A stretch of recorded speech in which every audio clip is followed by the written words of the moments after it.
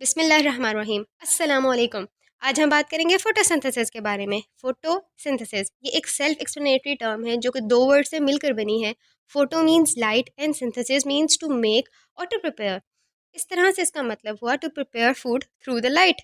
ये एक ऐसा बायोकेमिकल प्रोसेस है जिसमें प्लांट्स, एल्गी और other green organisms light energy को यूज़ करते हुए अपना फूड बनाते हैं, यानी कि लाइट एनर्जी को कन्वर्ट करते हैं केमिकल एनर्जी में। ये प्रोसेस होता कहाँ पे है? Plants and other green organisms के पास स्पेशलाइज्ड ऑर्गेनाइज होते हैं जिसे क्लोरोप्लास्ट कहते हैं। इन क्लोरोप्लास्ट के अंदर ग्रीन पिगमेंट प्रेजेंट होता है जिसे क्लोरोफिल कहा जाता है। मैंने ये क्लोरोफिल क्या करता है कि लाइट एनर्जी को कैप्चर करता है और इसके फोटॉन्स जो होते हैं वो वाटर मॉलिक्यूल्स को ब्रेक डाउन करते हैं, यानी कि लाइट एनर्जी को कैप्चर किया जाता है और इसे केमिकल एनर्जी में कन्वर्ट किया जाता है। इसकी केमिकल इक्वेशन की बात करें तो वो बहुत ही सिंपल है, जिसमें 6 molecules of carbon dioxide along with the 6 molecules of water in the presence of sunlight and chlorophyll sugar molecule को बिल्ड करते हैं और 6 ऑक्सीजन मॉलिक्यूल्स को एयर में रिलीज कर देते हैं एज अ बाय प्रोडक्ट।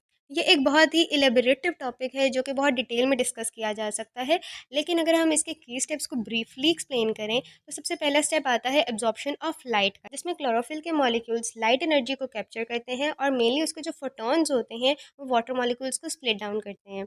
अब दूसरा स्टेप आता है absorption of water and carbon dioxide.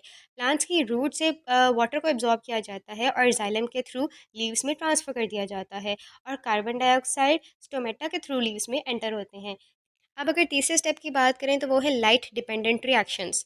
In reactions की सीरीज में वाटर मॉलिक्यूल्स को स्प्लिट किया जाता है और ऑक्सीजन को as a by product release कर दिया जाता है, और इसके साथ साथ एनर्जी कैरिंग मॉलिक्यूल्स भी बनते हैं जैसे कि एटीपी और एनएडीपीएच। चौथा स्टेप आता है लाइट डिपेंडेंट रिएक्शंस। ये भी एक रिएक्शंस की पूरी सीरीज है और इन सीरीज को हम केल्विन साइकिल भी कहते हैं, और ये केल्विन साइकिल क्लोरोप्लास्ट के स्ट्रोमा में होता है जो कि इसके एक्वस फ्लूइड वाला पार्ट होता है। अब जो फिफ्थ की पॉइंट है वो है इसके प्रोडक्ट्स।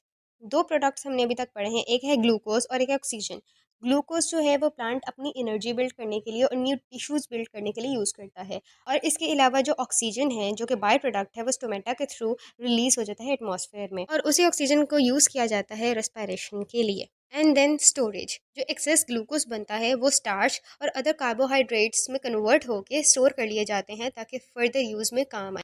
ये एक बहुत सिंपल सी रिप्रेजेंटेशन है फोटोसिंथेसिस की, जो कि एक बेसिक लेवल पे एक्सप्लेन की जाती है, जिसमें सनलाइट की रेस प्लांट एब्जॉर्ब कर रहा है और इसके फोटॉन्स वाटर मॉलिक्यूल्स को स्प्लिट कर रहे हैं।